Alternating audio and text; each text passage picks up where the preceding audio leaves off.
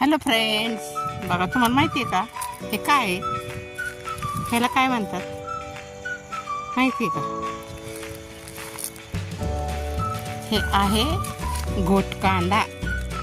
बघा, हा कांदा आहे ना अर्धा करायचा आणि लावायचा, पुरायचा जमिनीत. आणि त्या अर्ध्या कांद्याला हे बघा कसं गोटाला फुलं येतात आणि ह्या फुलामध्ये असते कांद्याची बी. मग ही फुलं तोडायची, वाळवायची आणि मग त्याच्यामध्ये असं जवसासारखं कारळ्यासारखं बी निघतात. आणि मग ते बी परत पेरायचे. बी पेरलं की रोप येतात आणि रोप आल्यानंतर ते थोडे मोठे झाले की ते रोप उपटायची आणि मग अशी वावरात नेऊन लावायची. मग त्याचा होतो कांदा. तर बघा कांदा कसा लावलाय ते पण दाखवते.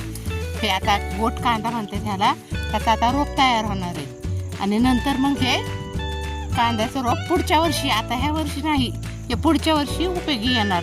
आता हे बघा किती मोठी फुलं आल्या ती कांद्याची. आता ही पुढच्या वर्षी मोठी होणार फुलं, म्हणजे पुढच्या वर्षीसाठी हे बी तयार झाले.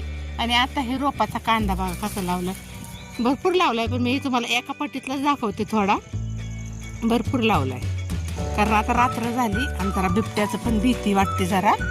आणि मका तर बघा किती छान उगवली. गव्हाच्या तर पट्ट्या तिकडे आहेत आमच्या. 3-4 एकर गहू केलेला आहे, तो मी दाखवून नंतर. आता तो वाळलाय थोडा. पण हे कांदा असं म्हणते आता आले तर दाखवा थोडंसं. बघा दाखवते तुम्हाला. हे कांद्याचं रोप असं तयार होतं. आता हे कांदे गोंडे असे थोडे असे वाळले ना की हे गोंडे असे तोडायचे, असे तोडून घ्यायचे हे गोंडे. आणि नंतर ते असे हाताने चुरगाळायचे, वाळवायचे चांगले स्वच्छ जागेत, असे कागदावर टाकून कडक उन्हात वाळवायचे. आणि वाळवल्यानंतर ते असे हाताने किंवा चपलीने असे घोळसायचे ते. आणि नंतर मग त्याचं जवसासारखं बी तयार होतं. आणि मग ते बी पुढच्या वर्षी लागण करताना फेकायचं वाफ्यातनी, त्याचं रोप तयार करायचं. आणि नंतर मग ते पेरलं की मग ते कांद्याची रोपं तयार होतात आणि मग ती रोपं वावरात नेऊन लावायची. मग त्याचा होतो कांदा तयार. बघा तर रात्र झालेली, दिवस मावळला आहे आणि मी आपले आले होते त्या आजीला चहा द्यायला.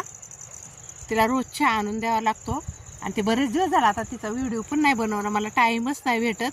पण म्हणलं आता चला आलंय जवळ तर थोडंसं कांद्याचा व्हिडिओ करून टाकावं. की बघा किती सुंदर असं गोट आणि किती मोठे गोंडे झालेत. असे मोठे गोंडे म्हणजे किती रोप होणार आहे. आणि खूप महाग भेटतं बरं. काही असं पायलीनी किलोनी विकल्या जातं हे बी.